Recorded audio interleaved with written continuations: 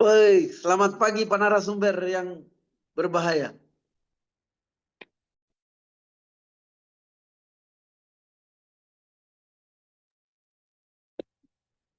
Asli betul Asli kak.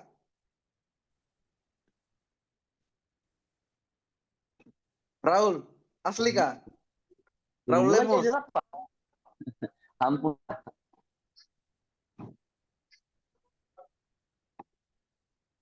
Kakandaku yang tajam kone.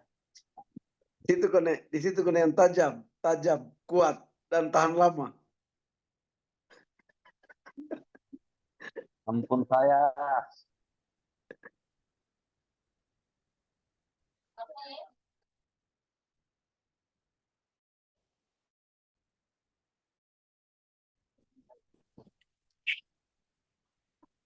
Ganteng lagi nih Pak Kordi Butur. Pun. Yang paling gagah di Ridwan, keren sekali update.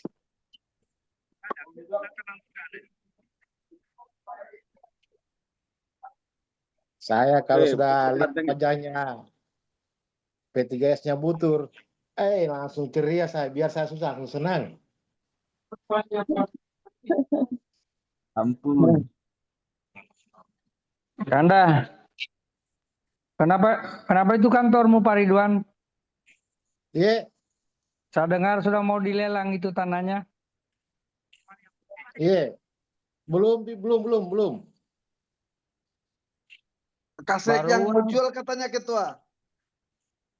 iya katanya baru uang katanya yang dialokasikan RI itu tidak cukup untuk sewa ya?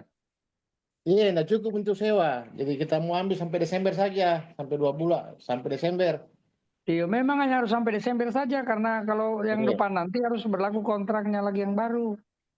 iya Pak Ketua, iya. Kalau bisa itu negosiasinya jangan dia habis itu anggaran sewanya. Iya, Kalau misalnya ini anggaran sewanya 10 juta sampai Desember, contoh. Coba negosiasi maksimal sampai 8 juta.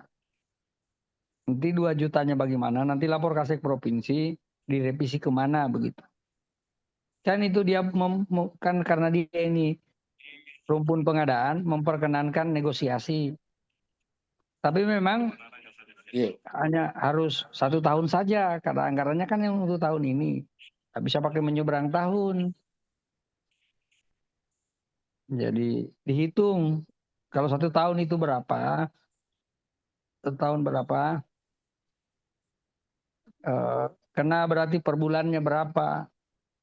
Maka negosiasinya sebegitu. Misalnya Iya. ini 40 juta 1 bulan, 1 tahun. Berarti 40 bagi 12. Berapa itu? Nah, itulah dinegosiasikan. Jangan misalnya 40 itu dipakai semua anggaran 1 tahun, hanya untuk berapa bulan. Ini nanti, jadi temuan. Jadi dinegosiasikan. Coba ini saya kali-kali dulu. Coba ya, misalnya ini 40 juta. Dibagi 12. Berarti kan 3 juta. tunggu dulu. Tadi kok dia jadi kali. Dibagi, 12. Pak.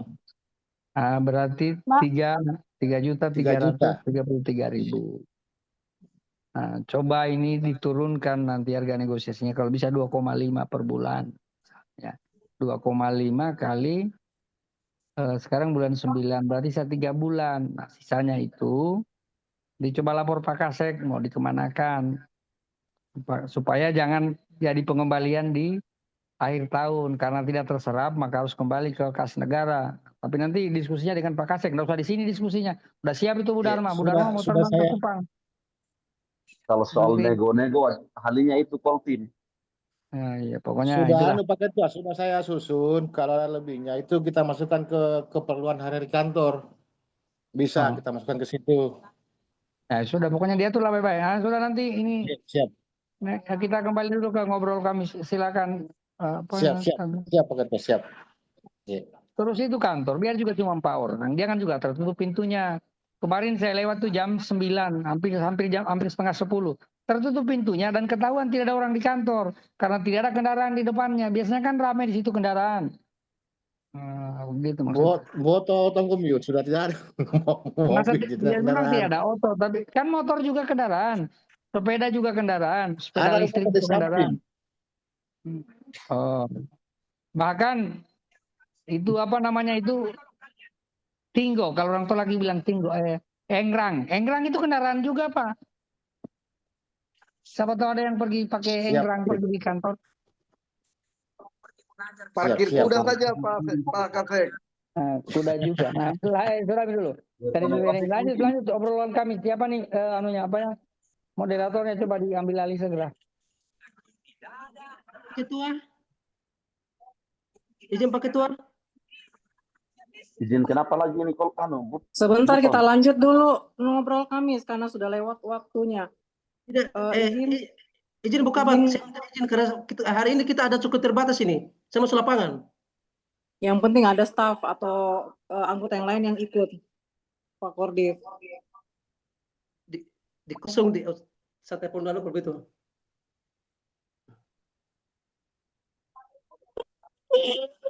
Kalau saya Pak ini nanti cukup terbatas. Diikuti saja jangan semuanya. Lebih baik tunggu Oktober turun anggarannya uji petik. Nah, uji petik itu ada perjalanan dinasnya. Kalau ini kayaknya ada perjalanan dinasnya. Ini kalau pendekatan keuangan. Makasih Pak Ketua. Nanti ada uji petik. Sudah dilaporkan Pak Bahari. Mau ada anggaran. Lanjut dulu. Kita diskusi Kamis dulu. Oh ya, makasih Pak Ketua ya. Izin Bu Kordiv, apa sudah bisa dimulai kegiatan ngobrol Kamisnya? Maaf, baru dapat posisi bagus. Ya. Silakan moderator untuk mengambil alih jalannya ngobrol santai ini. Apakah narasumber juga sudah siap?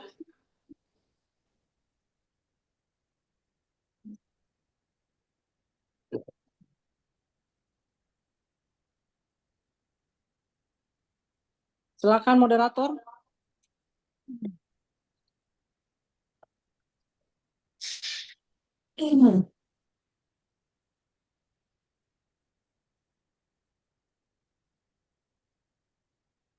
Cek apakah kedengaran suaranya? Ya, Tidak kedengaran. terdengar. Silakan.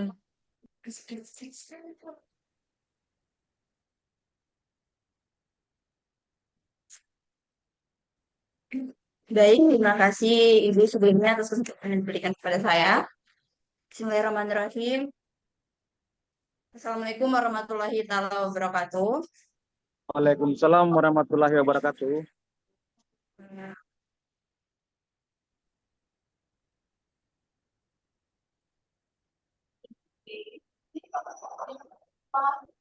Yang saya hormati, yang terhormat Ketua dan anggota Bawaslu Tenggara, yang kami hormati Kepala Sekretariat dan pejabat struktural Bawaslu Provinsi Sulawesi Tenggara, yang kami hormati anggota Ketua dan anggota Bawaslu Kabupaten Kota, yang kami hormati Kepala Sekretariat Kasek Korsek Kabupaten Kota, dan seluruh hadirin tamu undangan peserta diskusi pada pagi hari ini. Tarik dulu hidung supaya mancung.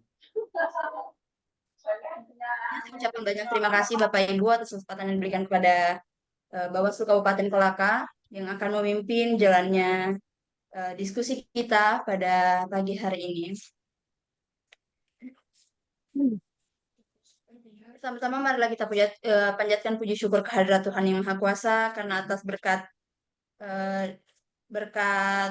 kehadirat Allah Subhanahu wa Ta'ala pada diskusi pagi hari ini dengan tema perempuan dalam demokrasi berkelanjutan. Perkenalkan, saya Isyendriani selaku moderator yang akan memimpin jalannya diskusi pada pagi hari ini.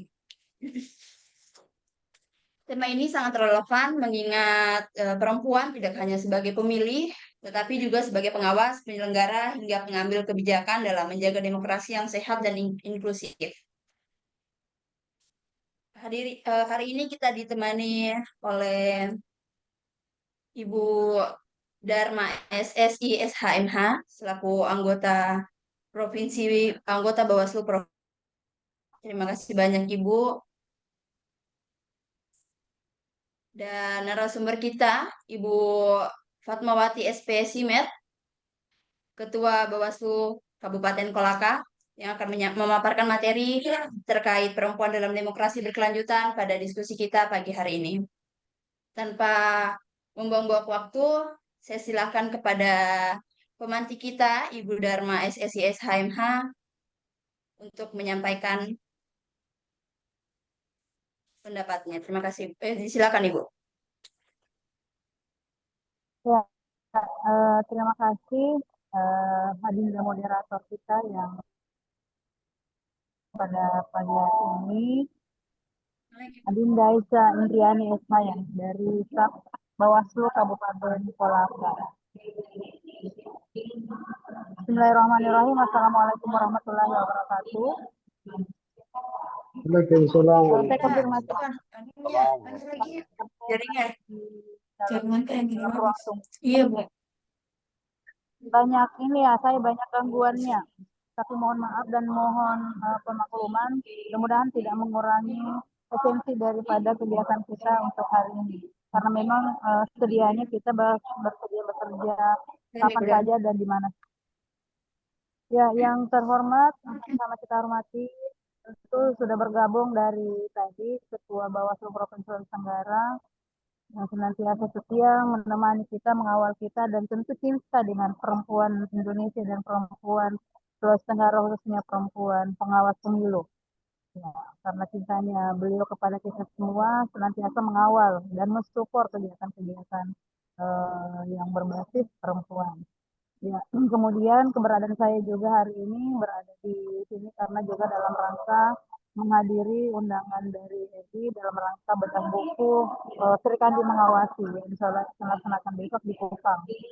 Kemudian yang saya hormati juga ada Bu Kabak beserta seluruh jajaran Sekretariat Bawaslu Provinsi Sulawesi Tenggara yang saya banggakan, rekan-rekan, ketua, anggota, sekretariat Bawaslu Kabupaten Kota se-Sulawesi Tenggara yang sama-sama telah bergabung di tempat ini dalam rangka melaksanakan rutinitas kita ngobrol Kamis.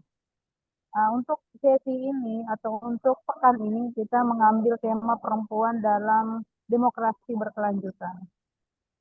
Sebelumnya saya ingin berterima kasih dulu kepada seluruh teman-teman dan memberikan harapan yang banyak. Mudah-mudahan kita tidak parsial di dalam memahami tema kita. Tema perempuan dalam demokrasi berkelanjutan ini bukan berarti ini hanya menjadi tema yang akan dibahas oleh perempuan, tetapi ini adalah menjadi topik kita bersama. Bagaimana kita bisa sharing antara kabupaten satu dan kabupaten yang lainnya, baik itu komisioner staf perempuan maupun yang Sri Kandi dan Sri Kandi ini, karena kita sama-sama ingin bagaimana demokrasi kita ini berkelanjutan dengan memaksimalkan peran-peran yang ada, baik itu peran secara umum maupun peran-peran perempuan di dalam. Ya, sehingga sebentar kita berharap bahwa di dalam diskusi ini kita akan menemukan ide-ide atau strategi-strategi yang maksimal, ya tentu dalam rangka meningkatkan partisipasi perempuan di dalam dunia politik maupun di dalam dunia kepemimpinan.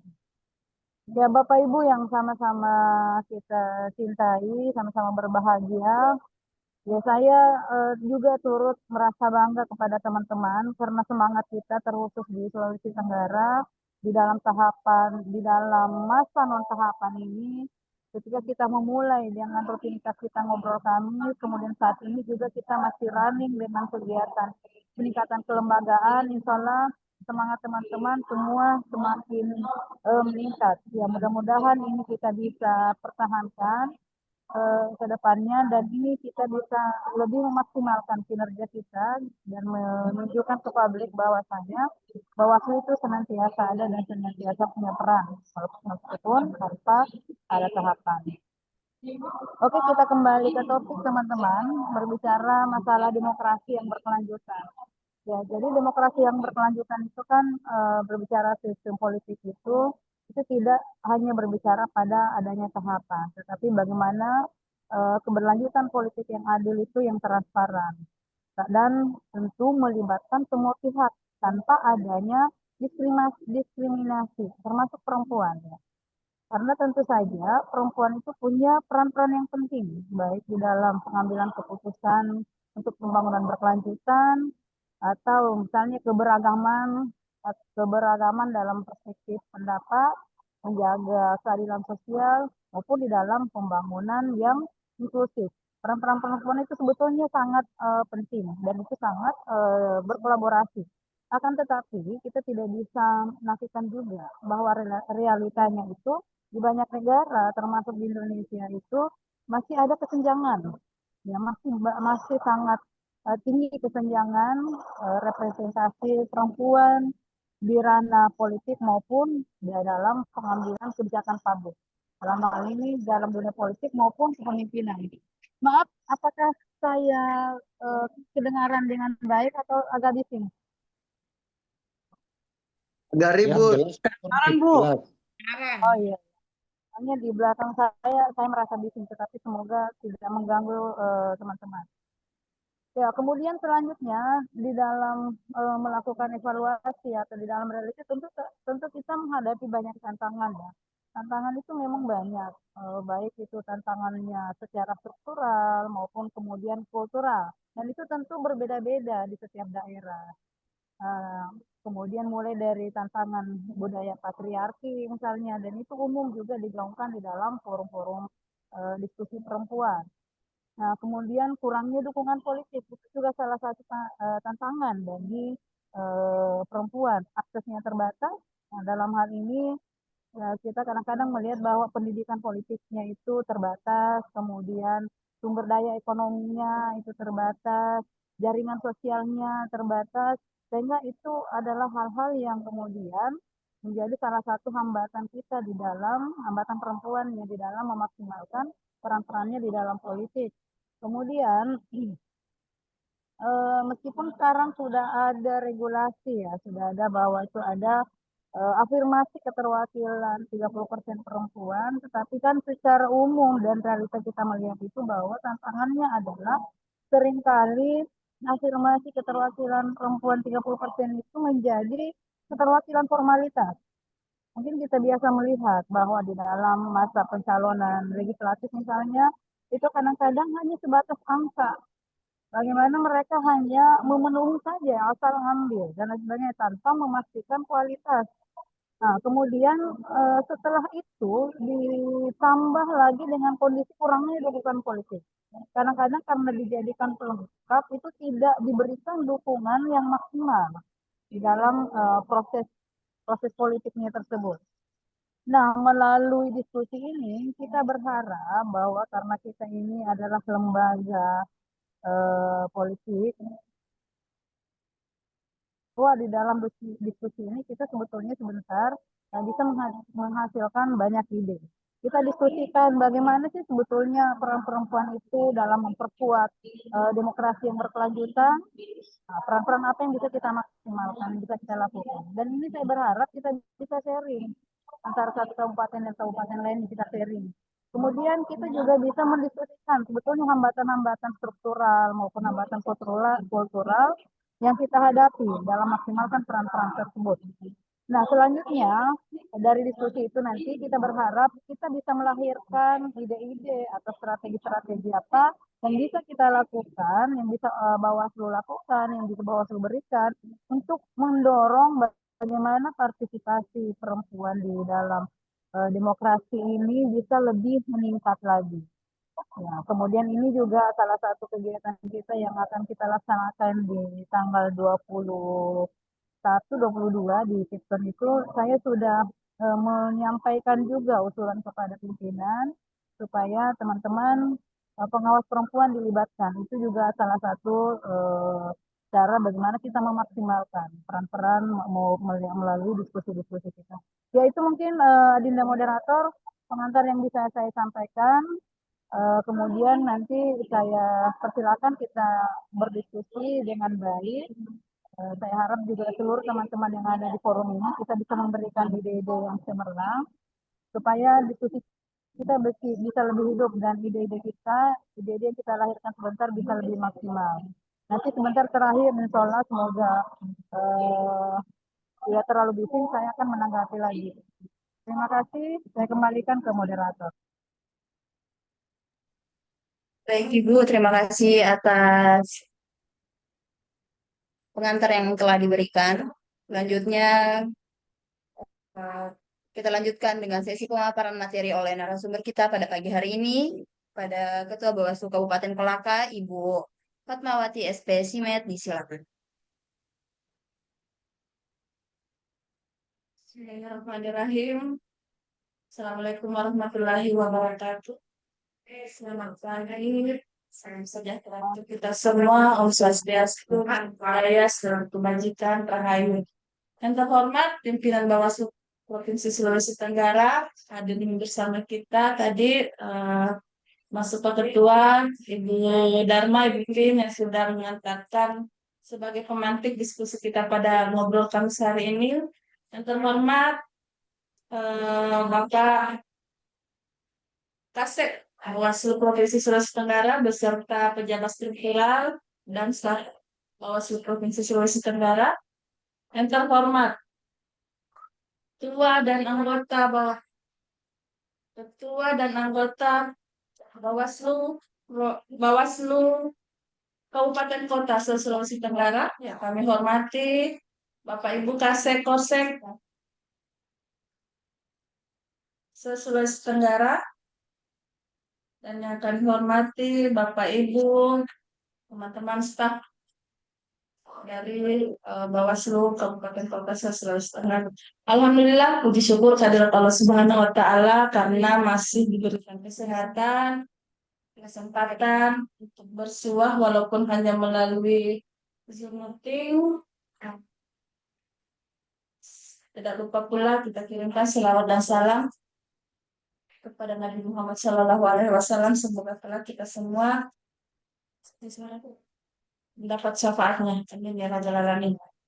Bapak Ibu sekalian, untuk menghargai waktu dan memberikan waktu, kita mulai saja materi kita pada pagi hari ini, di mana pada kesempatan ini kami Bawaslu Kabupaten Kolaka diberi tema perempuan dalam demokrasi berkelanjutan. Dengan subtema menghidupkan pengawas perempuan di luar tahapan pemilu. Sebagaimana kita ketahui bersama bahwa tahapan penyelenggaraan pemilu 2024 sudah selesai.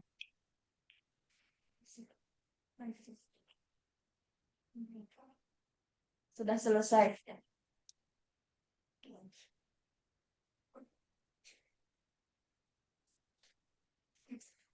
Namun tugas-tugas kita sebagai pengawas pemilu belumlah selesai. Kita masih dihadapkan dengan berbagai tugas di luar tahapan. Yang pertama yaitu pengembangan pengawasan partisipatif,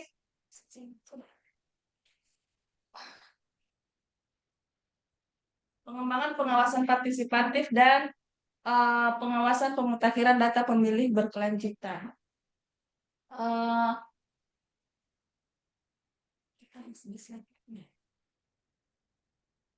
Perempuan adalah multiperan. Hal ini biasa dikaitkan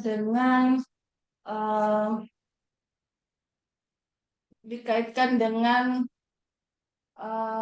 konsep isu kesetaraan gender, di mana kesetaraan gender berarti bahwa perempuan dan laki-laki memiliki hak, kesempatan, dan tanggung jawab yang sama dalam semua aspek kehidupan. Artinya apa? Bahwa perempuan dan laki-laki dalam bidang sosial, ekonomi, termasuk dengan politik mempunyai kesempatan yang sama untuk mengambil peran dalam hal tersebut.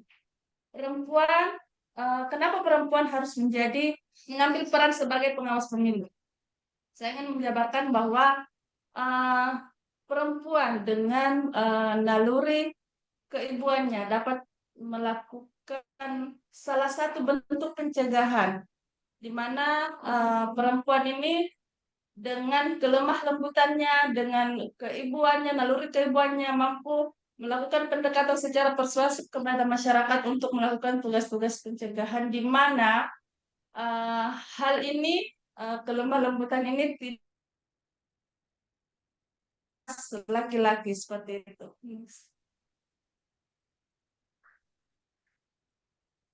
Strategi dan kegiatan untuk pengawasan perempuan di luar tahapan pemilu. Yang pertama adalah sosialisasi dan pendidikan politik. Yang pertama, ini saya hanya menggambarkan terkait dengan apa yang sudah kami lakukan di Kabupaten Kolaka. Yang pertama, menggalang partisipasi perempuan. Yang kedua, meningkatkan pemahaman politik dan mencegah politik uang dan isu-isu sensitif.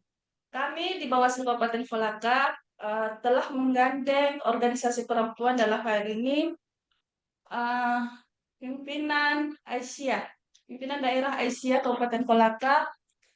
Kami sudah melakukan MOU terkait penggalangan partisipasi perempuan, di mana Aisyah itu program inklusi. Aisyah ini, Bapak Ibu semua, yang kami sampaikan bahwa Aisyah di Kabupaten Kolaka memiliki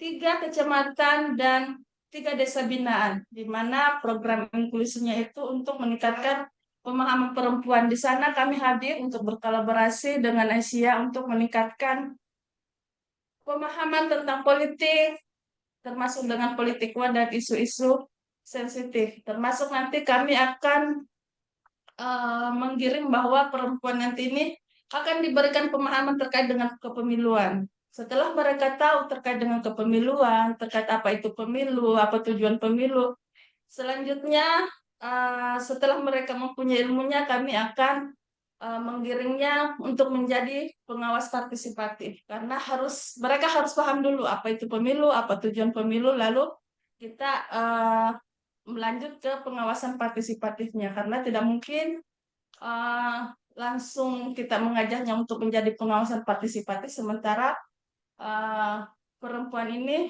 tidak tahu apa itu pemilu, apa tujuan pemilu, seperti itu. Terus dalam rangka mencegah politik uang, kadang di beberapa daerah perempuan sering dijadikan sebagai agen dalam politik uang maupun isu-isu sensitif. Perempuan banyak oknum tertentu yang menjadikan perempuan ini sebagai agen dari politik uang dan isu sensitif. Oleh karena itu, kami berharap bahwa dengan sosialisasi yang telah kami lakukan ke teman-teman perempuan yang ada di Kabupaten Kolaka dapat mencegah politik uang dan meminimalisir isu-isu sensitif yang ada di Kabupaten Kolaka. Yang kedua adalah peningkatan kehadiran perempuan dalam politik. Partisipasi perempuan dalam berbagai peran.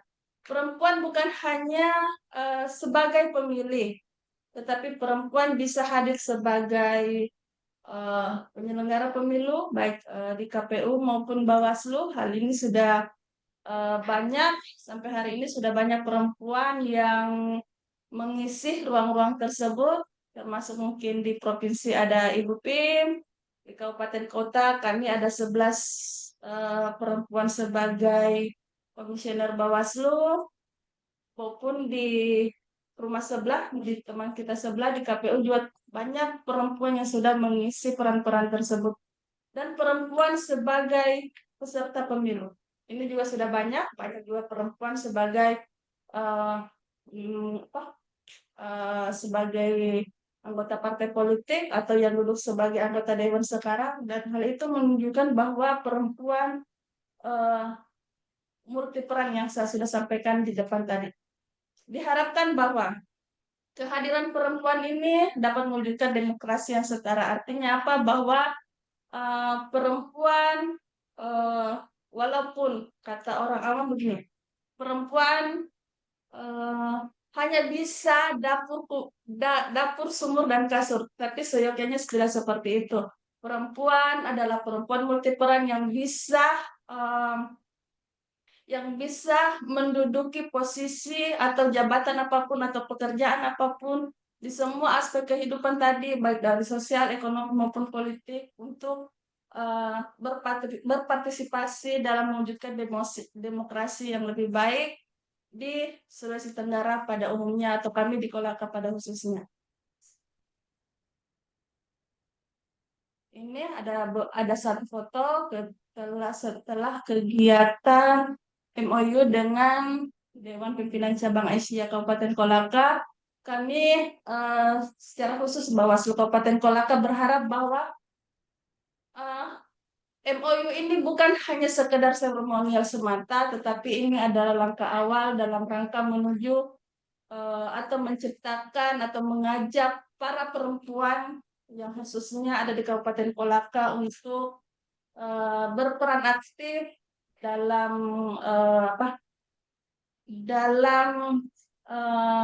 kerja-kerja kami, membantu kerja-kerja kami sebagai pengawas pemilu. Namun sebelumnya kami harus mengisi mereka, perempuan-perempuan ini, atau bertukar pikiran dengan para perempuan ini untuk memahami dulu terkait dengan pemilu tersebut, terkait tujuan pemilu tersebut, sehingga nanti akan lahir banyak perempuan sebagai pengawas partisipatif.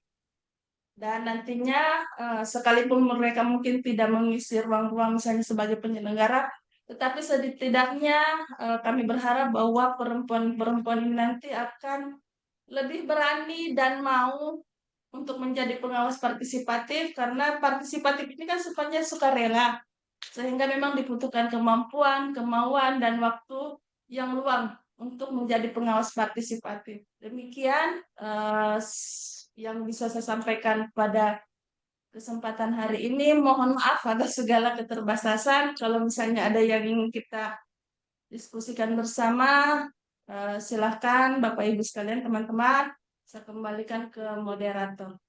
Terima kasih. Assalamualaikum warahmatullahi wabarakatuh. Baik, terima kasih Ibu atas pemaparan materinya yang luar biasa. Kini kita masuki sesi diskusi, sharing dan tanya jawab. Saya buka untuk sesi pertama dengan 3 penanya. Dipersilakan kepada Bapak Ibu sekalian yang ingin mempertanyakan sesuatu, sharing ataupun diskusi, bisa raise hand.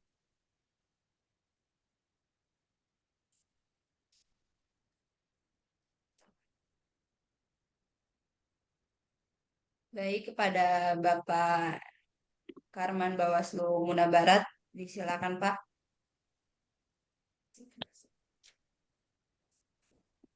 Baik, terima kasih. Assalamualaikum warahmatullahi wabarakatuh.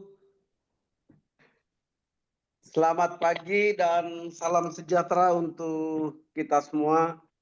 Yang saya hormati dan kita banggakan bersama pimpinan, ketua, dan anggota Bawaslu Provinsi Sulawesi Tenggara yang sempat hadir pada kesempatan yang berbahagia ini. Di sini ada Pak Ketua dan Ibu Dharma. Yang saya hormati pejabat administratif Bawaslu Provinsi Sulawesi Tenggara yang sempat hadir, pemateri, kemudian rekan-rekan ketua dan anggota Bawaslu Kabupaten Kota se-Sulawesi Tenggara yang sempat hadir pada kesempatan yang berbahagia ini. Sangat menarik daripada topik yang kita bahas pada diskusi kita kali ini, yang mengambil tema peran perempuan dalam demokrasi berkelanjutan. Kita ketahui bersama bahwa peran perempuan dalam demokrasi era sekarang ini sangat penting dan sangat strategis, karena perempuan itu bukan hanya berkontribusi sebagai pemilih atau peserta pemilu, tapi juga sebagai penggerak perubahan sosial yang ada di masyarakat.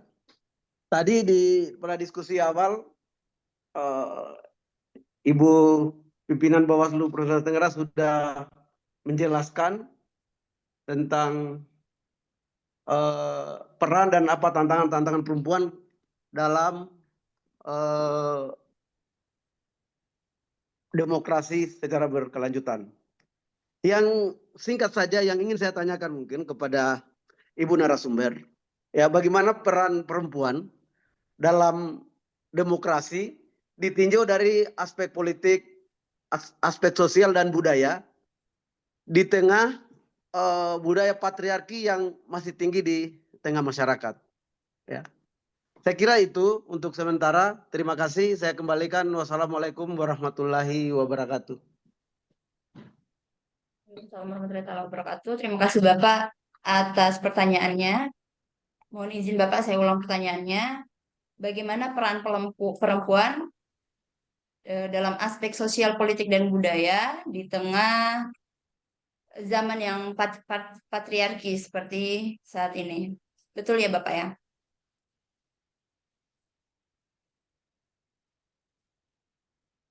Mohon izin Bapak Karman. Iya, benar. Baik, saya keep dulu ya Pak pertanyaannya. Salah Ya, satu dilanjutkan. tantangan. Halo, moderator. Pak.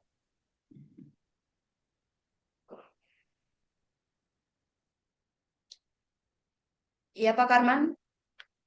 Ya, oke tadi itu yang jadi inti pertanyaan saya itu adalah bagaimana peran perempuan ditinjau dari aspek politiknya, sosial dan budaya di tengah maraknya budaya patriarkik yang masih tinggi di tengah masyarakat. Itu yang lebih jelasnya ya. Iya Pak, makasih Pak atas pertanyaannya. Saya keep dulu ya Pak. Saya persilakan kepada Bapak Iwan Rokobane selaku Ketua Bawaslu Provinsi Sulawesi Tenggara. Silakan Bapak. Baik, Assalamualaikum warahmatullahi wabarakatuh. Ibu Bapak peserta diskusi yang saya hormati. Mudah-mudahan saya ini tidak termasuk lelaki yang dikategorikan cerewet. Jadi biasanya begini. Katanya kalau diskusi soal perempuan, yang paling banyak bertanya dan paling banyak bicara, sehingga dikategorikan cerewet, laki-laki Pak. Perempuannya sendiri membisu. Saya tidak tahu apakah itu sebuah strategi self defense atau apa. Tetapi saya ingin pertanyaannya saya itu sebenarnya satu saja. Bagaimana menurut narasumber hal yang harus dilakukan oleh perempuan dalam hal ini yang sudah berada di lingkup pengawas pemilu untuk menjadi pengawas pemilu tidak hanya melalui jalur afirmasi 30%. Kalau ini saya kasih contoh. Sulawesi Tenggara ini di beberapa daerah kita harus berbangga bahwa perempuannya hebat. Ya, karena dia melampaui afirmasinya, keharusan undang-undang. Kolaka 2, Kolaka Utara 2. Mana lagi yang 2 ya? Setahu saya hanya itu ya. Kemudian yang lain afirmasi. Satu, tapi ada yang tidak. Termasuk di kampung saya itu, Konawe enggak, Kolaka Timur tidak, Buton Utara enggak, apalagi yang tidak, Wakatobi tidak. Nah ini kan,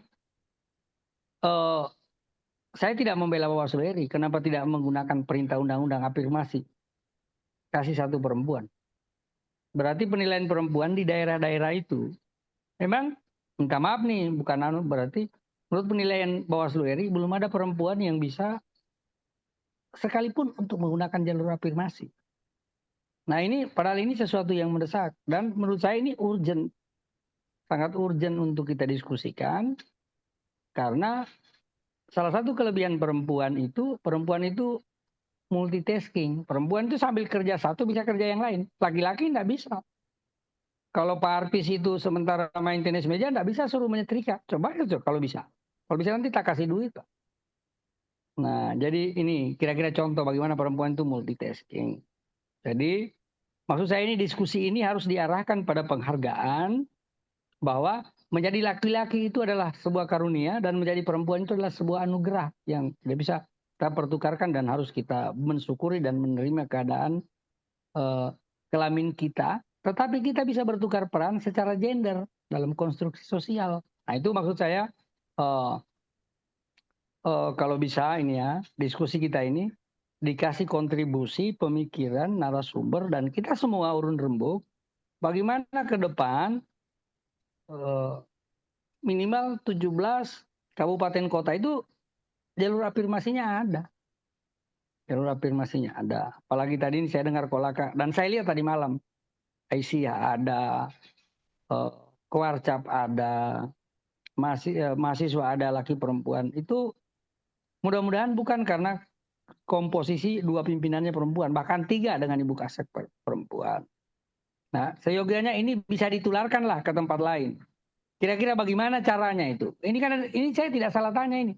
Bu Fatma incumbent dan ketika dia incumbent dia bawa satu temannya perempuan. Oh, saya enggak. Saya memang bertanya ke orang yang tepat. Jadi menurut saya tolong dibagilah itu tips dan triknya Bu Fatma. Kalau sama Bu Dharma tentu harus kita tanya bagaimana tips dan triknya perempuan itu bisa moving dari tingkat pertama ke tingkat kedua. Nah, itu pertanyaannya harus ke Bu Dharma. Mudah-mudahan nanti sesi beliau sebagai pemantik dijawab yang itu. Gimana? Tapi yang sama Bu Fatma, kira-kira bagi strategi apa yang harus dilakukan supaya perempuan-perempuan ini bisa mengisi semua level pengawas pemilu di kabupaten kota. Karena faktanya memang masih ada kabupaten kota kita yang tidak ada. Dan saya tidak salah tanya, saya bertanya ke orang yang tepat. Karena di tempatnya 2, dia berhasil mempertahankan jabatannya, dan dia membawa temannya. Saya kira demikian. Wassalamualaikum warahmatullahi wabarakatuh. Waalaikumsalam warahmatullahi wabarakatuh. Terima kasih Bapak atas pertanyaan yang diberikan. Mohon izin Bapak Ibu sekalian, apakah masih ada yang ingin bertanya? Untuk sesi pertanyaan pertama. Bu Sel.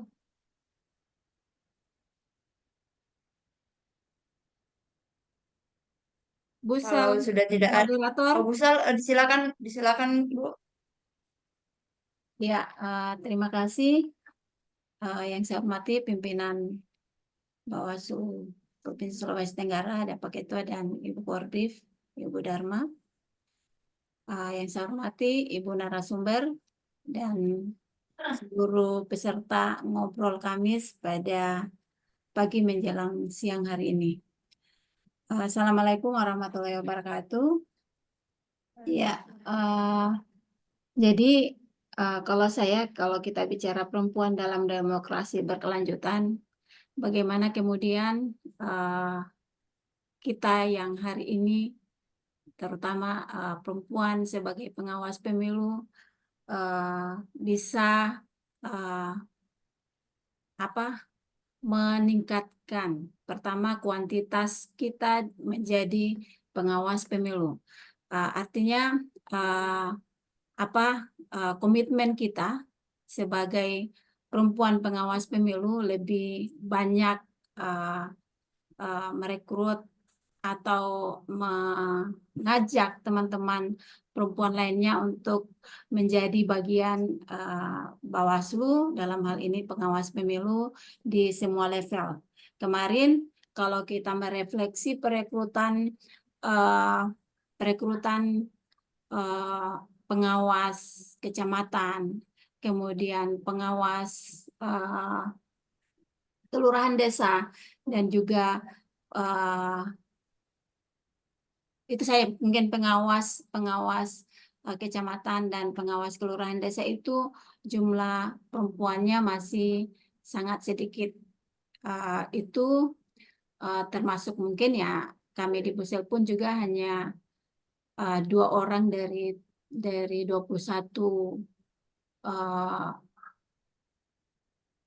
pengawas kecamatan yang direkrut, hanya 2 perempuan.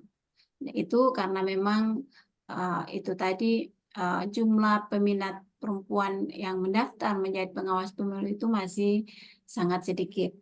Jadi mungkin ini harus menjadi pertama komitmen kita bersama untuk bagaimana kemudian bisa mengajak lebih banyak perempuan, kemudian juga kerja keras kita semua untuk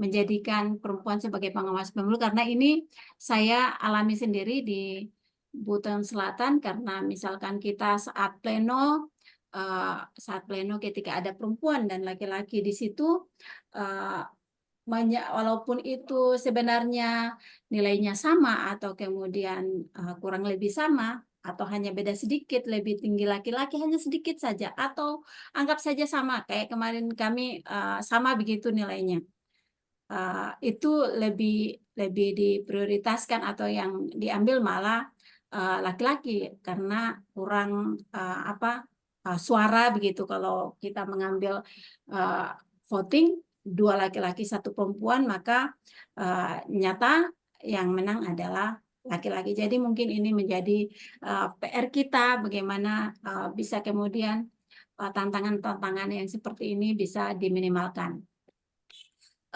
Selanjutnya, ini juga memang menjadi hal yang kemudian dijadikan senjata atau dijadikan tameng bagi mungkin juga pengambil kebijakan atau juga yang lainnya ketika perempuan ini diajak, karena memang pekerjaan dia sebagai ibu rumah tangga, kemudian sebagai istri, apalagi sebagai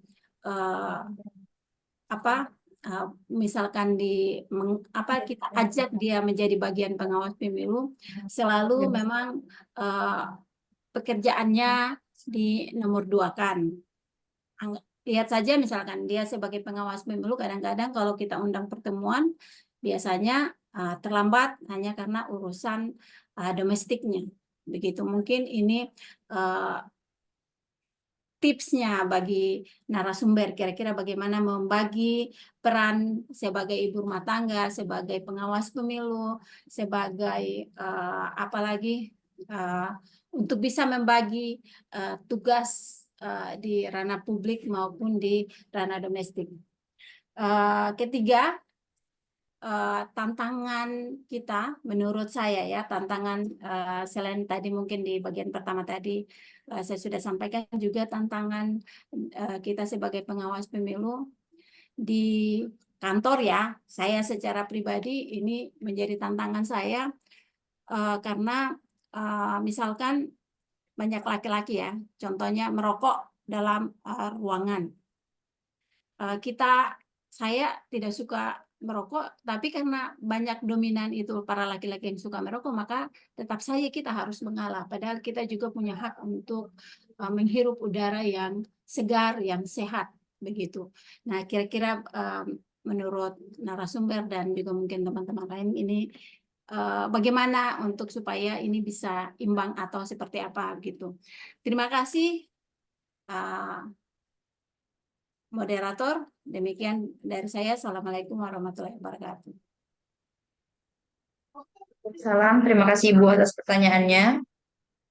Saya rekap ya Ibu pertanyaannya. Yang pertama itu mungkin bagaimana cara kita untuk meningkatkan kuantitas keterlibatan perempuan dalam pengawasan pemilu. Yang kedua, tips dari Ibu narasumber terkait bagaimana membagi waktu antara peran dia sebagai seorang ibu, orang tua di rumah, dan menjalankan kewajibannya sebagai pengawas pemilu. Yang ketiga mungkin terkait pendapat narasumber, bagaimana lingkungan kerja yang dipenuhi didominasi mungkin maaf Pak, bapak-bapak yang merokok, yang mungkin kami perempuan mungkin kurang nyaman begitu, karena harus berada di lingkungan, mau tidak mau harus berada di lingkungan yang seperti itu. Begitu ya Ibu. Baik, untuk sesi pertama saya tutup dengan tiga penanya. Saya persilakan kepada narasumber untuk menjawab pertanyaan pertama dari Bapak Karman Munabarat terkait peran dan tantangan perempuan yang ditinjau dari aspek politik, sosial, budaya terkait di era yang patriarki. Bukan di era, di tengah Seperti maraknya sekarang. budaya patriarki yang masih tinggi di kalangan masyarakat, tengah Ya, masyarakat. Pak. Zaman patriarkis sekarang. Silakan kepada narasumber. Baik, terima kasih. Terima kasih Pak Karman, Koordif Hafidh Wahab Bawaslu Barat. Menarik sekali pertanyaannya. Terkait dengan pertanyaan Bapak, saya akan mencoba menjabarkan atau kita berdiskusi lah terkait pertanyaan ini. Yang pertama, dalam bidang pendidikan dan pelatihan. Perempuan bisa mengikuti pelatihan dan pendidikan tentang pengawasan pemilu, hukum pemilu dan kepemiluan dalam rangka meningkatkan pengetahuan tentang proses pemilu, regulasi dan prosedur tata cara dan prosedur pengawasan seperti itu. Dan meningkatkan keterampilan, mengembangkan keterampilan dalam analisis dan observasi dan pelaporan. Mencari menambah pengalaman terkait dengan pengawasan, dengan banyak baca atau membaca literasi atau misalnya peraturan perundang-undangan apalagi yang terbaru seperti itu Pak Karman. Terus membangun jaringan dan kolaborasi dalam hal ini dengan organisasi masyarakat sipil atau semua stakeholder yang ada di sekitar kita. Kita harus berkolaborasi dengan stakeholder tersebut. Terus dengan keterlibatan aktif dalam proses pemilu, perempuan dapat mengikuti proses pemilu secara aktif baik sebagai peserta, pemilih, maupun sebagai penyelenggara pemilu seperti tadi yang saya sudah jelaskan. Terus membangun kredibilitas dan menjaga integritas. Ini yang seringkali menjadi tantangan kita sebagai pengawas pemilu. Kadang masyarakat tidak mempercayai lagi bahwa kita itu tetap berintegritas, tetap menjaga kredibilitas kita sebagai pemilih. Ini tantangan bagi kita semua.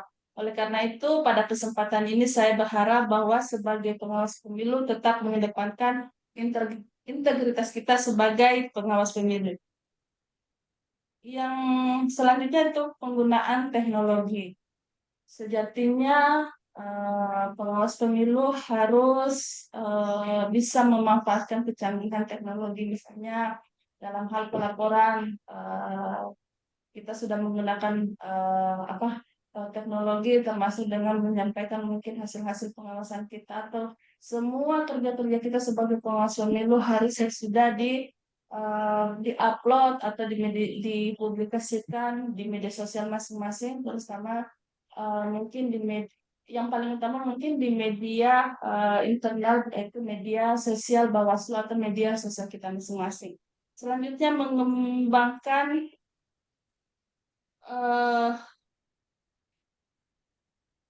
mengembangkan pengawasan partisipatif dengan itu tadi, dengan memberikan pelatihan atau edukasi terkait dengan perlindungan kepada para perempuan setidaknya yang adalah dulu di sekitar kita. Dengan melakukan langkah tersebut, perempuan dapat menjadi pengawas pemilu yang efektif, yang nantinya dapat berkontribusi dalam proses pemilu tanpa harus yang nantinya akan menjadi baik sebagai pengawas atau penyelenggara maupun sebagai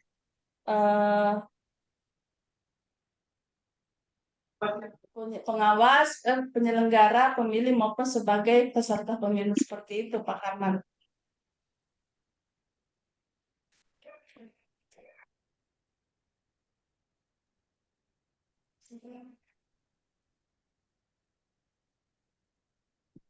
Selanjutnya terkait dengan bagaimana cara dari Pak Ketua, bagaimana menurut Narsum hal yang harus dilakukan untuk pengawas perempuan jangan hanya melalui afirmasi 30%. Pertama, berdasarkan pengalaman Pak Ketua, dalam proses rekrutmen penyelenggara pemilu kan ada beberapa tahapan yang harus kita lewati, di mana tahapan tersebut pasti akan ada penilaiannya misalnya oleh tim sukses atau misalnya setelah itu akan berproses sehingga tidak semua perempuan yang mendaftar itu bisa masuk di semua tahapan seperti itu.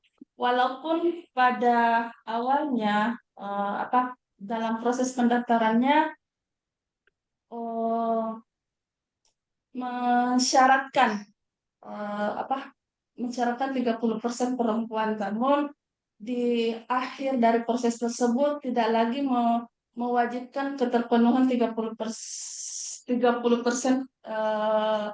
perempuan untuk menjadi penyelenggara pemilu. Hal ini itu mungkin yang akan menjadi tantangan ke depan, bahwa bukan lagi menjadi hanya di awal saja yang harus menjadi keterwakilan perempuan itu harus 30%, tapi di akhir pun ketika di 6 besar, mungkin kalau di Bawaslu itu ketika mungkin sudah 6 besar di fit proper test, harusnya sudah dipertimbangkan bahwa ketika perempuan sudah masuk di 6 besar, sudah dapat dikatakan bahwa perempuan ini sudah memenuhi syarat setara dengan laki-laki, sehingga perempuan dapat diprioritaskan untuk menjadi komisioner mungkin seperti itu Pak Ketua. Nanti ditambahkan oleh Bu Kordif, Bu Dharma sebagai pemantik untuk jawaban saya ini dari Ibu Rosni. Dalam rangka meningkatkan kuantitas penyelenggara pemilu perempuan itu tadi, bahwa sebelum perekrutan ada sosialisasi. Kalau kami di Kolaka itu seperti itu, dari pemilu ke pemilu dilakukan sosialisasi ke kecamatan-kecamatan atau kelurahan desa terkait dengan siapa-siapa saja, atau Bawaslu Kabupaten Kolaka atau Bawaslu Kabupaten Kota akan melakukan perekrutan misalnya Panwascam atau PKD. Alhamdulillah sih kalau di Kolaka kalau keterwakilan cukup bagus, saya pikir pada pemilihan atau pemilu kemarin, karena sudah banyak perempuan yang menempati posisi-posisi sebagai panwascam, maupun ada kalau di Kolaka dari 12 kecamatan itu ada 2 ketua panwascam yang perempuan, dan hal itu suatu kesyukuran atau hal yang positif bagi kami, karena perempuan di Kabupaten Kolaka ini sangat melek terhadap proses atau berjalannya proses demokrasi yang ada di Kabupaten Kolaka. Terus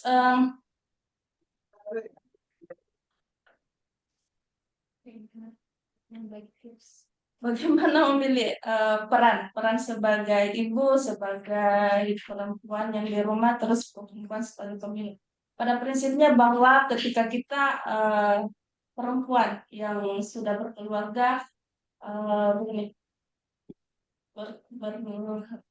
kembali lagi kepada pengalaman bahwa perempuan yang sudah berkeluarga sebelum mendaftar itu harus kan ada izin dari pasangan kita. Ketika kita sudah mendapatkan izin dari pasangan kita bahwa kita boleh mengikuti seleksi, berarti adalah satu angka awal kita untuk bagaimana lagi berpikir untuk tetap tidak meninggalkan peran kita sebagai ibu, sebagai istri, sebagai perempuan di rumah, sehingga semuanya bisa berjalan seiring sejalan. Pengalaman saya, kalau saya misalnya nih, kalau misalnya saya kan tetap melaksanakan tugas-tugas saya seperti masak, mengepel, menyapu, itu tetap saya laksanakan tanpa saya dibantu oleh misalnya pembantu atau orang lain. Jadi saya kalau saya sih, kalau misalnya mau bekerja, setidaknya ada nasi lah di rumah, atau misalnya menyiapkan stok makanan, nanti misalnya siapapun yang mau makan, kalau misalnya tidak suka dengan ikan masak, bisa menggorengnya seperti itu, Ibu Rosli. dan peran itu pun saya lakukan dengan anak-anak saya. Alhamdulillah anak saya sekarang sudah besar, setidaknya yang penting komunikasi itu tetap berjalan dengan baik dimanapun kita berada. Seperti itu, Kakak. Terkait dengan lingkungan kerja yang harus diperjuangkan, misalnya, alhamdulillah sih kalau kami di Kolaka yang merokok itu cuma Pak Kordi dengan Sapri Hasadun. Jadi Pak Kordi kan saya tidak bisa menggambarkan ini secara keseluruhan di bawah kabupaten kota lain. Tapi kalau kami di Kolaka hanya 2 yang merokok di sini, Pak Kordi kami tempatkan di belakang sehingga tidak mengganggu kami. Yang ada di depan dengan asap rokoknya seperti itu. Kalau misalnya, tapi saya sih berharap bahwa teman-teman laki-laki ini kalau misalnya mungkin mau merokok supaya tidak mengganggu mungkin teman-teman perempuan yang tidak menyukai asap rokok, setidaknya tidaklah merokok di dalam ruangan atau merokoklah di luar atau di teras seperti itu mungkin Kakak Oni. Terima kasih. Baik, terima kasih narasumber atas jawaban yang telah diberikan. Saya persilakan kepada Bapak Karman untuk menanggapi, Pak. Baik, terima kasih moderator dan Ibu narasumber yang telah memberikan penjelasan tadi, walaupun pada sisi substansinya belum menyentuh pada apa yang kami tanyakan. Menurut saya apa yang disampaikan tadi itu masih terlalu teoritis. Yang kami butuhkan adalah bahwa patriarki itu kan dalam artian bahwa laki-laki masih memegang dominasi atas perempuan, ya. Karena menurut saya patriarki ini kan ingin menyebabkan ketidakadilan gender.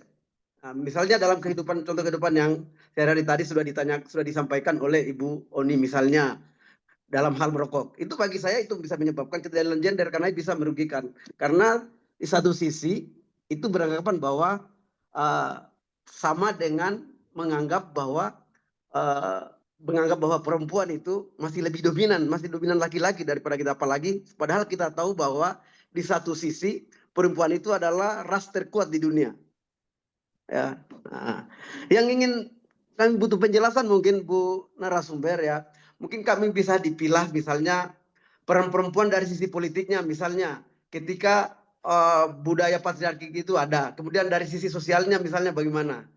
Nah, mungkin itu bisa dijelaskan secara parsial saja, tidak usah secara detailnya. Paling tidak bahwa itu mengajak pemikiran kita bahwa apa yang dirasakan perempuan hari ini itu masih jauh dari prinsip-prinsip kesetaraan. Nah, itu mungkin Bu narasumber. Kemudian mungkin saya juga ingin memberi saran seperti apa yang disampaikan, karena tadi Bu Oni meminta pendapat dari kita. Kalau pendapat pribadi saya, kalau misalnya untuk menghindari daripada orang-orang yang merokok, jangan pilih pasangan yang merokok. Saya kira itu, saya kembalikan. Baik, terima kasih Bapak atas tanggapannya.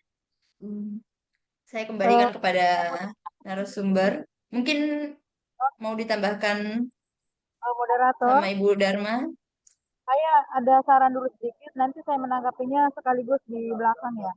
Ini kan menjawab tantangan yang diberikan oleh Pak Ketua tadi, ini sebetulnya juga di dalam rangka menyemangati teman-teman pengawas pemilu, khususnya yang perempuan, bagaimana kita bisa berkontribusi lebih aktif lagi, bisa mengeksplor ide-ide kita lebih banyak lagi di dalam forum ini. Karena kenapa? Ini sebetulnya yang ditantang ini adalah teman-teman seluruh jajaran pengawas perempuan di seluruh kabupaten kota. Jadi tidak mesti kita di dalam memberikan tanggapan itu hanya berupa pertanyaan, tetapi mungkin ada sanggahan, ada masukan, atau mungkin ada ide-ide kita seperti yang saya tadi kasih pengantar, bahwa di sini kan sebetulnya di ujungnya kita berharap bahwa dari diskusi ini kita menimbulkan menghimpun banyak ide-ide cemerlang atau strategi-strategi nanti yang bisa kita kumpul dalam rangka meningkatkan partisipasi perempuan, baik itu di dalam politik maupun pemerintahan. Ya, apalagi khususnya di dalam rangka keluarga besar Bawaslu. Ya itu mungkin. Nanti sebentar saya menanggapi lagi. Terima kasih. Baik Ibu, terima kasih atas tambahan. Ya, disilakan kepada narasumber untuk menanggapi sanggahan dari Pak Korbit HP2H Muna Barat. Terima kasih Pak Karman. Peran perempuan dalam politik dan budaya di zaman patriarkis, yang pertama mungkin terkait dengan keterwakilan perempuan. Keterwakilan perempuan ini di beberapa aspek kehidupan misalnya memang masih rendah, seperti di parlemen atau di pemerintahan. Hal ini dapat disebabkan oleh berbagai faktor, termasuk misalnya dengan norma sosial, akses terhadap pendidikan dan sumber daya yang dimiliki oleh perempuan tersebut, termasuk dengan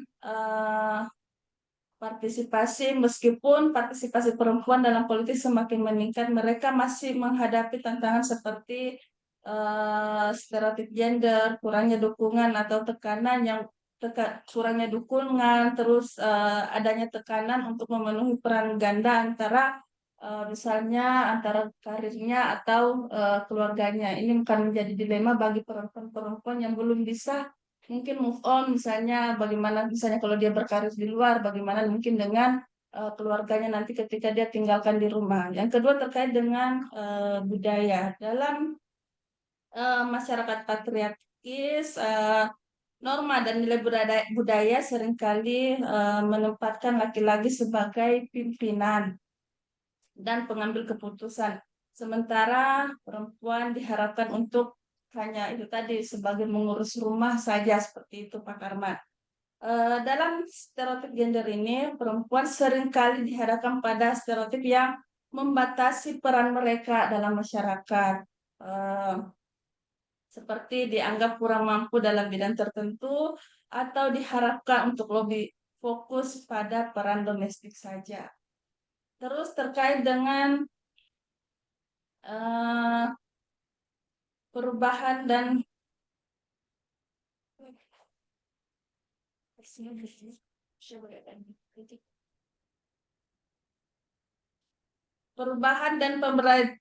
pemberdayaan gerakan perempuan. Banyak gerakan perempuan sekarang ini dan aktivis perempuan yang bekerja untuk merubah struktur patriarkis ini. Dalam hal ini sekarang di semua, kalau saya sih di beberapa pengalaman bahwa sekarang perempuan itu sebenarnya sudah agak maju dibandingkan mungkin dengan yang kemarin-kemarin, sehingga mungkin peran-peran ini kami harapkan bahwa masyarakat memberikan kepercayaan kepada perempuan, bahwa perempuan juga bisa menduduki posisi-posisi tertentu yang strategis, termasuk dalam pengambilan keputusan. Seperti itu, moderator. Baik, gimana Bapak Karman selaku Kodim HP2H Muna Barat, apakah Ya, pertanyaannya saya kira sudah terjawabkan? Ya, baik. Saya kira sudah pada prinsipnya sudah secara substansi sudah mengenai dari apa yang disampaikan oleh Ibu narasumber. Tapi mungkin saya ada masukan. Salah satu cara untuk misalnya meredam budaya patriarkis di masyarakat itu, baik itu di masyarakat maupun di lingkungan keluarga, ya. Tapi ini mungkin saran saya terlalu ekstrim. Ya, tapi ini bisa menjadi bahan dan masukan sekaligus pertimbangan bagi teman-teman perempuan yang di satu sisi sebagai ras terkuat di bumi, di satu sisi sebagai ras yang terlemah.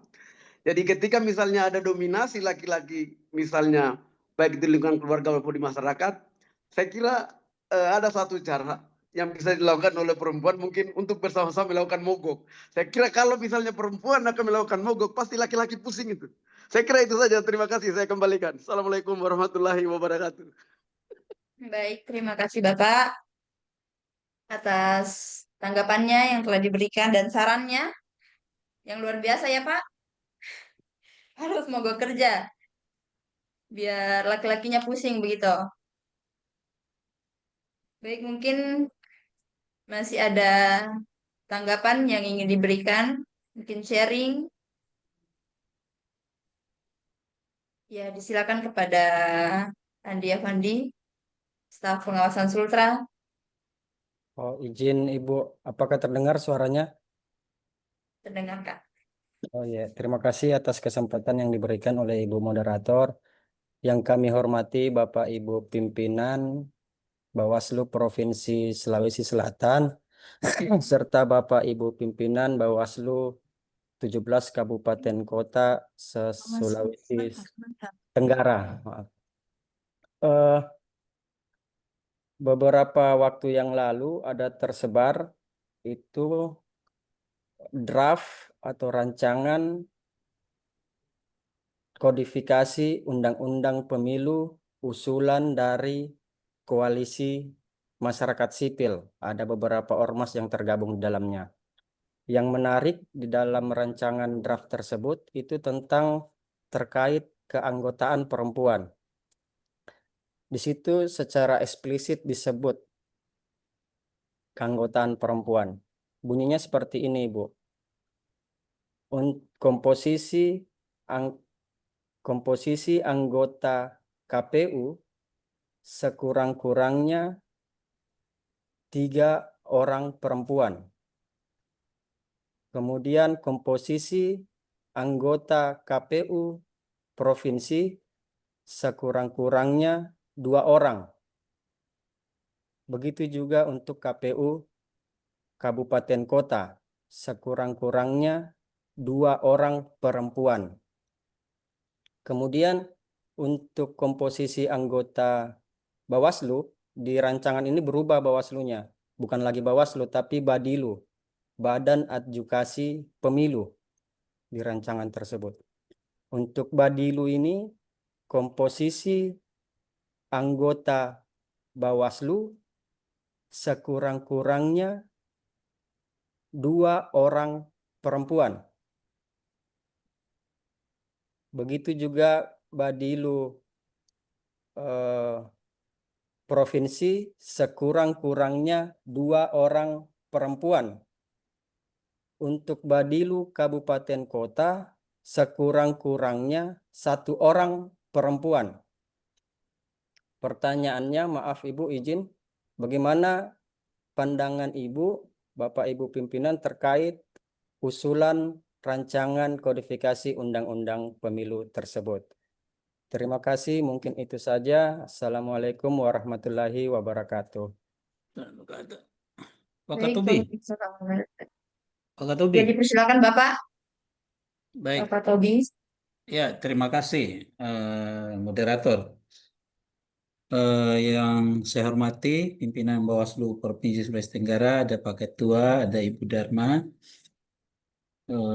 Yang saya hormati Ibu narasumber dan teman-teman ketua dan anggota serta staf yang sempat hadir pada acara obrolan Kamis ini. Kalau kita menyimak, saya barangkali langsung saja, kalau kita menyimak dengan tema kita ini adalah perempuan, perempuan dalam demokrasi berkelanjutan, tentu ini sangat hal yang luar biasa dan saya sangat setuju dan mengakui bahwa perempuan itu adalah makhluk yang sangat terkuat di bumi seperti yang disampaikan oleh Pak Karman, ketika laki-laki itu menyerah maka tampillah perempuan-perempuan itu dengan gagahnya. Nah, berkaitan dengan tema tersebut ada ungkapan, sebenarnya ungkapan itu bahwa perempuan itu bisa membangun dan meruntuhkan demokrasi. Nah, ketika berbicara demokrasi ya, maka ada yang mengatakan bahwa perempuan itu bisa membangun dan meruntuhkan demokrasi. Nah, saya mau minta tanggapan dari Ibu, betulkah perempuan itu bisa meruntuhkan? Kalau mungkin membangun ya, tapi meruntuhkan bisa tidak. Nah, bisa juga sekalian dengan contohnya, kalau dia bisa membangun dalam rangka apa, dia misalnya contohnya, kemudian kalau dia meruntuhkan dalam hal bagaimana dia meruntuhkan itu. Yang berikutnya adalah, apakah keterlibatan perempuan itu dalam penyelenggaraan demokrasi itu, menurut narasumber ini, apakah ketika nanti dia harus menjadi penyelenggara pemilu atau pemilihan, ataupun nanti dilibatkan dalam pengawasan-pengawasan partisipatif. Nah, itu yang apa namanya pertanyaan dari saya untuk sementara. Terima kasih. Perempuan bisa meruntuhkan laki-laki, Ketua.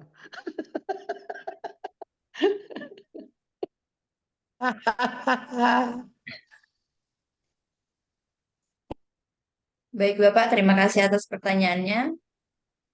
Apakah masih ada kabupaten kota yang ingin masih mengajukan pertanyaan?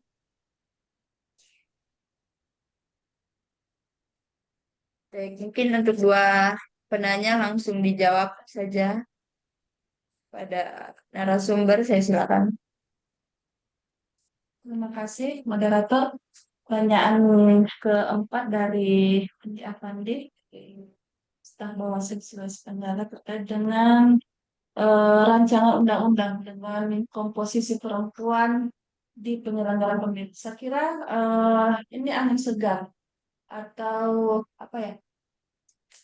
Suatu kalau misalnya jadi suatu peluang besar bagi perempuan yang terbuka lebar karena kalau misalnya komposisi ini disahkan yang disahkan misalnya anggota KPU 3 di RI Provinsi 2, Kabupaten Kota 2 termasuk dengan di Bawaslu ini akan semakin membuka kesempatan bagi perempuan-perempuan untuk berkarir sebagai penyelenggara pemilu. Saya sangat sependapat dan sangat setuju dengan rancangan ini seperti itu Pak Afandi. Dari Maka Tobi, apakah perempuan ini menjadi pengawas partisipatif? Apakah keterlibatan perempuan bisa apa tadi Pak Petah? Apakah keterlibatan perempuan bisa menjadi pengawasan partisipatif seperti itu ya? Jadi, apakah keterlibatan perempuan dalam demokrasi itu hanya ketika dia jadi penyelenggara ataupun dilibatkan dalam pengawasan partisipatif? Itu yang kedua. Yang pertama tadi ada ungkapan yang mengatakan bahwa perempuan itu bisa membangun dan meruntuhkan demokrasi. Bagaimana tanggapannya Ibu narasumber? Sekalian dikasih contohnya. Sementara. Baik, terima kasih Pak Hudia Ketua Bawaslu Wakatobi. Perempuan bisa membangun atau meruntuhkan demokrasi. Pertama, itu tadi dengan multiperan ini perempuan bisa mengisi semua aspek kehidupan termasuk dalam aspek politik. Keberadaan perempuan memang bisa membangun dan meruntuhkan demokrasi. Kalau saya sih begini pendapatnya. Ya, memang bisa keduanya. Tergantung kita mau memilih jalan yang mana. Misalnya perempuan dalam membangun demokrasi, sekaligus mungkin saya menjawab dengan pertanyaan yang keduanya. Dalam membangun demokrasi itu perempuan bisa berperan sebagai apa saja, bisa sebagai pemilih, bisa sebagai peserta pemilu, bisa sebagai penyelenggara pemilu. Dan hal ini kan sudah banyak contoh-contohnya di Sultra. Kita ambil skop Sultra saja bahwa perempuan ini misalnya sebagai penyelenggara pemilu tadi saya contohkan bahwa di provinsi ada Bu Kordir sebagai perwakilan kami perempuan sebagai pengawas pemilu di provinsi, di KPU ada Ibu Nengtia sehingga itu memperkuat bahwa perempuan juga bisa setara dengan laki-laki dalam menduduki jabatan-jabatan tertentu sebagai penyelenggara pemilu di provinsi. Dan ini itu tadi bisa membangun demokrasi. Namun ketika perempuan acu tak acu, masa bodoh terkait dengan dengan kondisi atau perkembangan yang ada termasuk dengan tidak berpartisipasi dalam kepemiluan, hal ini juga dapat meruntuhkan demokrasi seperti itu, Pak Hudia. Jadi tergantung perempuan ini mau kemana. Kalau misalnya dia membangun demokrasi, dia harus mengisi peran-peran itu, misalnya sebagai penyelenggara kah, sebagai pemilih kah, pemilih yang baik dalam hal ini misalnya pemilih yang tanpa iming-iming terkait dengan money politik atau perempuan tidak dijadikan sebagai agen money politik maupun isu-isu negatif lainnya, SARA dan lain sebagainya. Karena perempuan ini adalah ras terkuat yang sama tadi disampaikan oleh Pak Karman bahwa ras terkuat ini yang juga pas mungkin yang pemegang sosial media terbesar. Sehingga jari-jari perempuan itu bukan hanya mulut perempuan yang mempunyai kekuatan, tapi jari-jarinya juga mempunyai kekuatan untuk mengubah apakah dia mau membangun atau meruntuhkan demokrasi seperti itu. Terima kasih, moderator. Baik, disilakan kepada Bapak Karman untuk menanggapi. Pak Baik, saya bukan Ketua. menanggapi mungkin. Saya bukan menanggapi. Saya hanya ingin menambahkan sedikit dengan apa Ya, silakan, disampaikan Bapak. oleh Pak Hudia. Ya. Kalau menurut saya bahwa perempuan itu apakah bisa meruntuhkan demokrasi, bagi saya bukan karena jenis kelaminnya.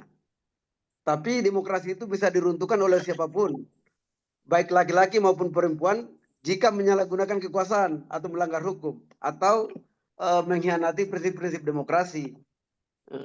Perempuan itu kalau menurut saya ya perempuan yang ras yang paling terkuat di dunia. Kenapa saya katakan seperti itu? Karena obat kuat itu diciptakan hanya untuk menghadapi perempuan, Pak. Saya kira itu saya kembalikan. Terima kasih. Sepertinya Pak Karman ini pencinta perempuan. Ngeri lagi kau Bang Karman. Aduh. Obat kuatnya mencipta untuk mengapa?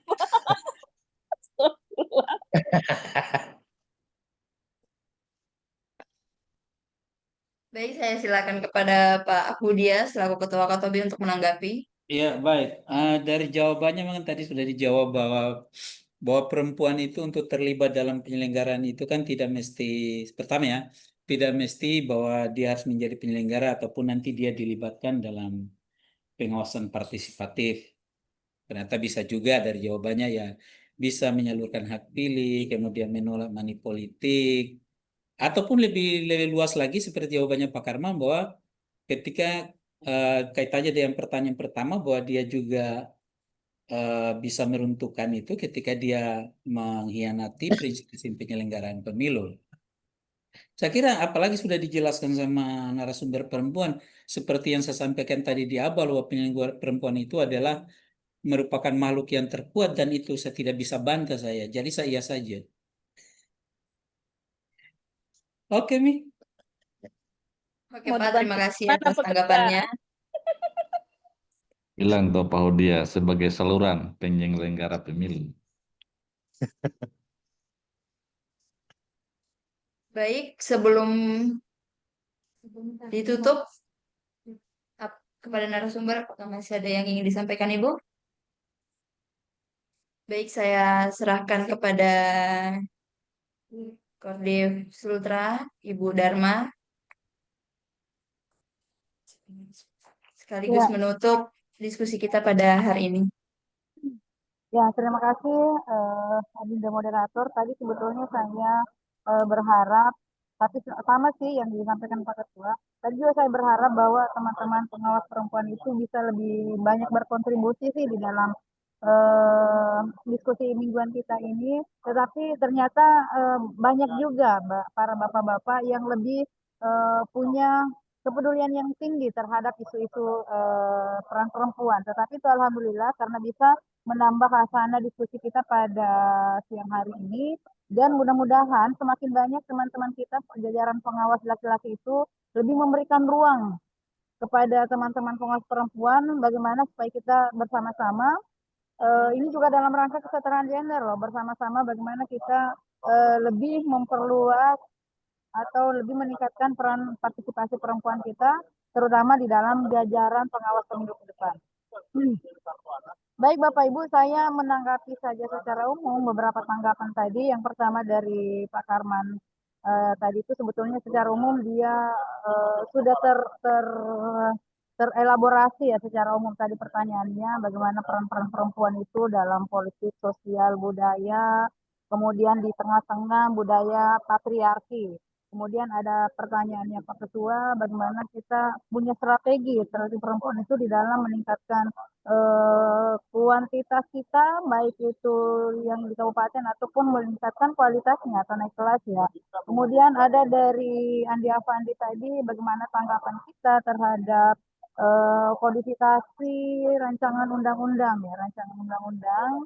Kemudian ada Pak Hudia tadi yang yang melempar bahasa benarkah bahwa perempuan itu bisa meruntuhkan suatu negara, dan dia juga menanggapi soal apakah peran-peran perempuan itu hanya terbatas di dalam dunia politik, itu hanya terbatas sebagai penyelenggara pemilu.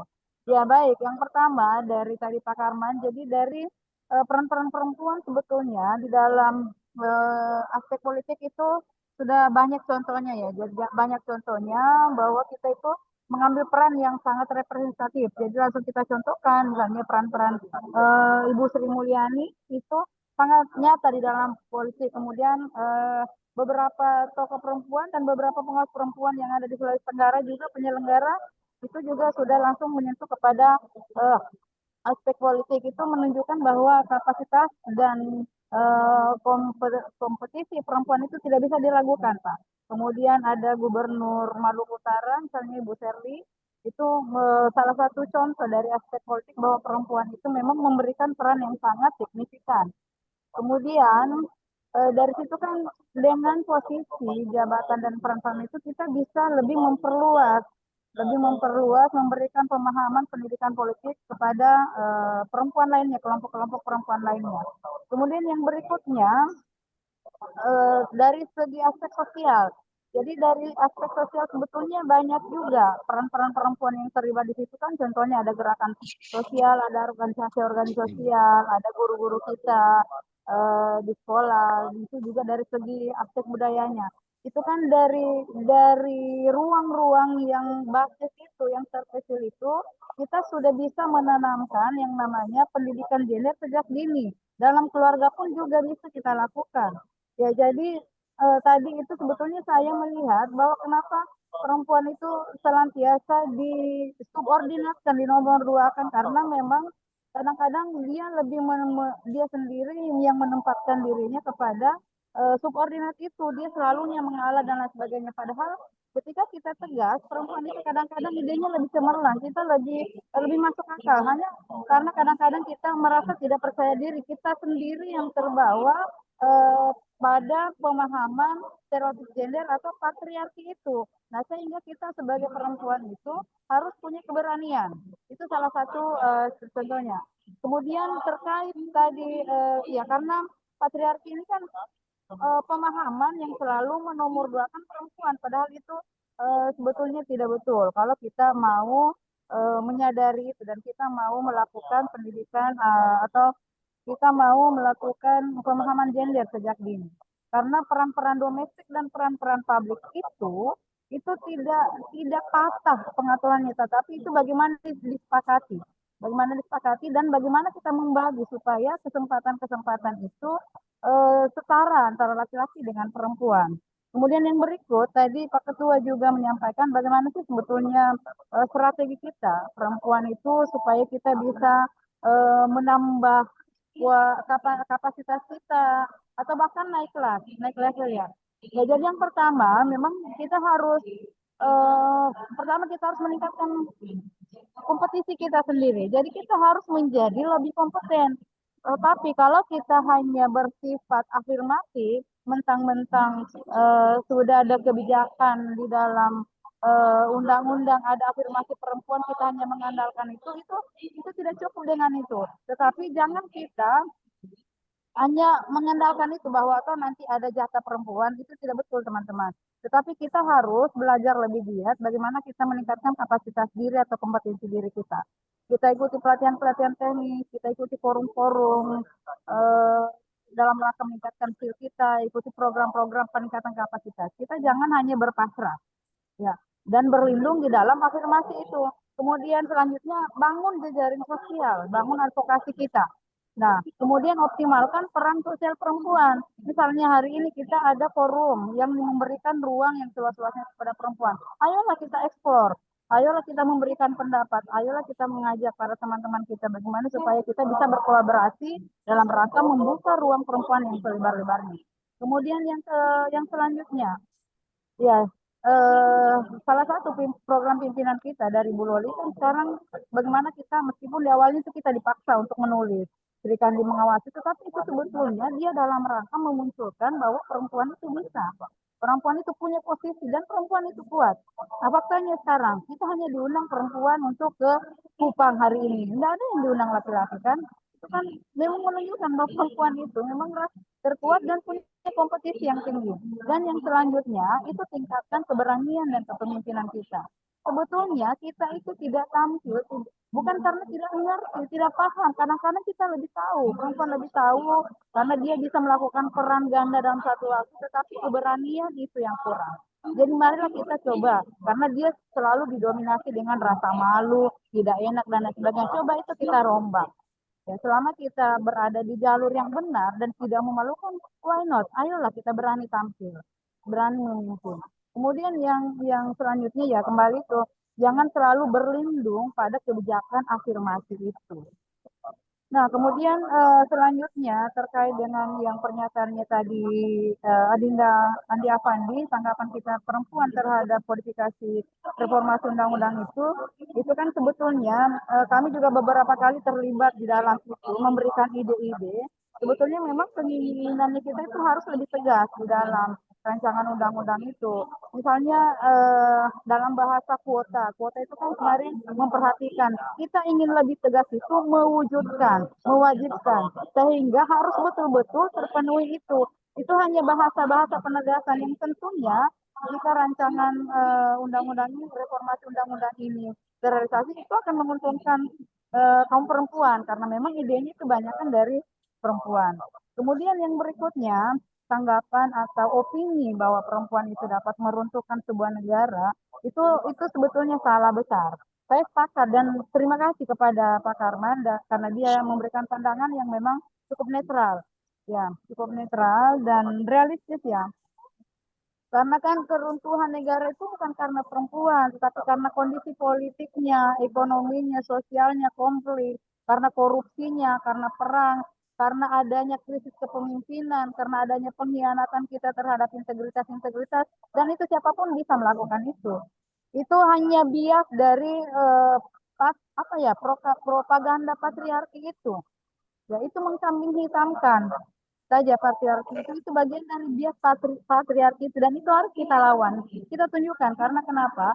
Banyak contoh kok tokoh-tokoh perempuan lahir di tengah-tengah menjadi penyelamat bangsa, memberikan ide-ide yang cemerlang, memberikan kontribusi yang sangat baik. Ya itu, sehingga saya berharap bahwa teman-teman setelah dari kegiatan ini, oh ya satu lagi, tadi yang disampaikan bahwa dari Pak Hudi itu, sebetulnya teman-teman sudah tahu, hanya kan ini dia ingin lebih memantik lagi supaya kita mengungkapkan sebetulnya bahwa peran-peran perempuan di dalam ranah politik itu atau kepemimpinan itu memang bukan hanya sebagai penyelenggara pemilu, dalam hal ini jajaran pengawas pemilu. Karena kan di semua ranah kita bisa masuk, dan memang sudah banyak yang masuk dan memberikan contoh bukti. Kita bisa masuk bukan hanya penyelenggaranya, pesertanya juga masuk. Ya, jadi di peserta pemilu itu kan misalnya banyak perempuan yang masuk di legislatif, banyak yang masuk di kementerian. Nah, itu banyak memberikan kontribusi yang nyata untuk negara. Dan beberapa tokoh kan kita bisa lihat bahwa ras perempuan itu memang tidak bisa diabaikan dan tidak bisa dipandang remeh. Kita melihat tokoh misalnya Ibu Megawati Soekarno Putri, ada Sherly Juanda, itu kita lihat tokoh-tokoh nasional ya. Kemudian kalau dari Bawaslu ada Ibu Dewi yang kemudian tidak pernah melepaskan perannya di dunia politik. Ada Bu Loli, ada dari KPU dan banyak yang lainnya. Itu adalah contoh-contoh bahwa peran-peran perempuan itu di mana saja bisa, bahkan sebagai masyarakat dan pemilih pun bisa. Kita tetap bisa menyampaikan beberapa hal kepada lingkungan terkecil kita, pemahaman-pemahaman kita, karena kenapa seperti yang disampaikan tadi Bu Rosni, bahwa seringkali kelompok perempuan itu dijadikan objek atau sasaran money politik. Kita bisa memberikan pemahaman dari situ. Ya, jadi itu Bapak Ibu, teman-teman sekalian, terima kasih. Mudah-mudahan hasanah diskusi kita hari ini ke depannya bisa lebih memperkaya strategi-strategi kita dan kita saling mendukung ya program-program nanti yang kemudian lebih berpihak kepada perempuan karena kita juga kalau peran-peran perempuan itu di Sulawesi Tenggara lebih meningkat lagi periode berikutnya. Terima kasih. Mohon maaf atas segala kekurangan. Yang pertama karena saya terlambat masuk. Kemudian yang kedua, lingkungan saya juga sedikit bising karena memang masih berada di ruang tunggu. Dan yang selanjutnya saya mengucapkan apresiasi dan terima kasih yang sebanyak-banyaknya kepada Pak Ketua Bawaslu Sulawesi Tenggara, ada Pak Kasek dan seluruh jajaran Sekretariat Bawaslu Sulawesi Tenggara. Rasa bangga saya kepada seluruh teman, kepada pemateri, narasumber, teman-teman Bawaslu, ketua anggota Bawaslu Kabupaten Kota, bapak-bapak yang sudah mensupport dan mau berdiskusi. Ini dalam rangka membuka cakrawala kita dan keberanian kita untuk mengeksplor.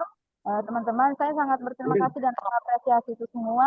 Kedepannya insya Allah ayo kita berbuat yang lebih banyak lagi. Terima kasih. Assalamualaikum warahmatullahi wabarakatuh. Waalaikumsalam. Sebenarnya masih ada yang saya mau tanggapi, tapi karena saya lihat jawabannya Ibu Kordif yang begitu luar biasa dan wajahnya yang segar, ya, hati jadi adem. Terima kasih.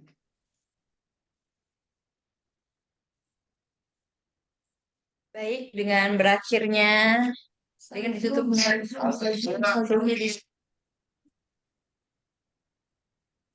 Baik, Bapak Ibu yang kami hormati, dengan ditutupnya kegiatan diskusi kita, maka berakhirlah seluruh rangkaian diskusi terkait tema perempuan dalam demokrasi berkelanjutan kita pada siang hari ini.